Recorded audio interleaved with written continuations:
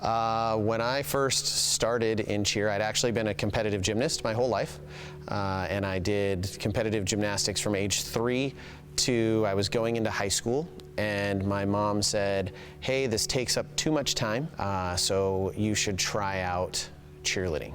And I was initially a little bit resistant to it, but I went to a practice and I met my coach, and I was like, wow, this is actually really cool. So when I switched from being, fully focused on gymnastics, I became fully focused on being the best I could in cheer. As I graduated high school, I was stuck with a choice. I actually was a theater major, or that's what I wanted to go into college for.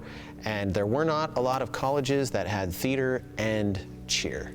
And so I gave up the goal of cheering in college and went into a different university. Hated it, absolutely, and I missed cheerleading a lot. I moved back to Oregon, went to the University of Oregon, and if it was not for the inadvertent knock on my dorm room door, which was my 3 high school teammates that said, hey, we're here for cheer tryouts. And I was like, you know what, I'll go. It was not on the radar, honestly. I didn't even know tryouts were going on. I think I was sitting in my room playing a video game, and there they were, and I was like, man, I missed this, I want to go. Made the college team at the University of Oregon, showing up for tryouts late, and it was kind of off to the races from there. I became just single-mindedly focused on being the best collegiate cheerleader I could be. Dove fully into coaching and training as well while I was also on the U of O cheer team. I can't even imagine where my life would be. I mean, everything in my life came from cheer. My wife, my staff, everyone who matters in my life all came because I do cheerleading. 2015 was the beginning, so we're actually on our 10-year anniversary in 2025 of truly dream camps. If you were to go back a little bit further, we initially started kind of the concept by taking our teams to the beach, and we would rent a house and we would train in the grass and have a camp experience, but we didn't have a facility. And a cheer parent said, hey, have you ever looked at the USBA, which was where I actually went to my college cheer camp. And I was like, you know what, that's a great location. It's out in the middle of the woods, it was on 45 acres, you stayed in cabins, cell phones didn't work, it was just a very unique place. And so I had reached out, I had some connections with them, and the next year we took our entire program. And it was amazing. It was a mess in terms of logistics, of figuring it out for the first time, having everyone there, bringing in all the equipment. So we did all of that, and it was a high school coach who actually came for her 10th year last week, who said, hey, can you do it for us too? And I said, let's figure it out. And the next year, a coach came and said, hey, you should do this for individuals. I was like, we'll figure it out. We were at the United States Basketball Academy for 8 years, and then unfortunately the owner died, and they sold to another company that decided to shut it down. And that location was pretty much the identity of dream camps. I mean, if you thought of dream camps, you thought of going to the woods and being in cabins. And it was a hard pivot of, what are we going to do?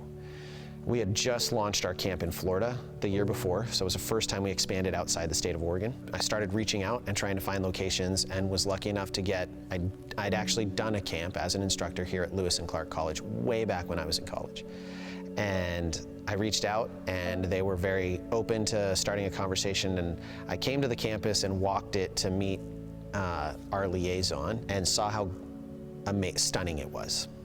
And it was the first college campus I'd been on where I was like, this fits us. This fits our vibe of, still being kind of away from the world and just fully diving into our team and our sport and what we do. And so last year, 2024, was the first year at Lewis and Clark College. And then this is our second year here, and it's been amazing. Historically, we had to do 6 weeks in the woods because of capacity.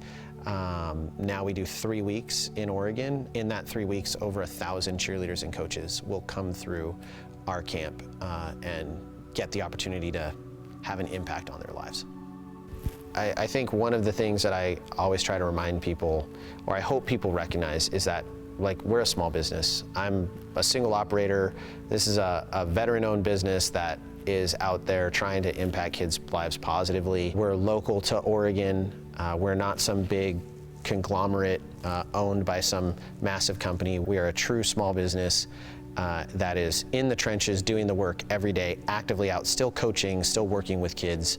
And I think that helps frame our mentality towards how we build our camps and what we do for our athletes. We truly do listen. Like, when you're calling dream camps, you're not getting, some random person that is contracted from another country on the phone. You're getting me, or you're getting Jelani. You're getting people who are out there, like, doing the work, who are gonna listen and fix problems. One of the reasons we're as great as we are is we have amazing customers who tell us when we do things wrong and how we could make it better. And every year we change and evolve because of the feedback we get. So I think that's another thing that just makes us special.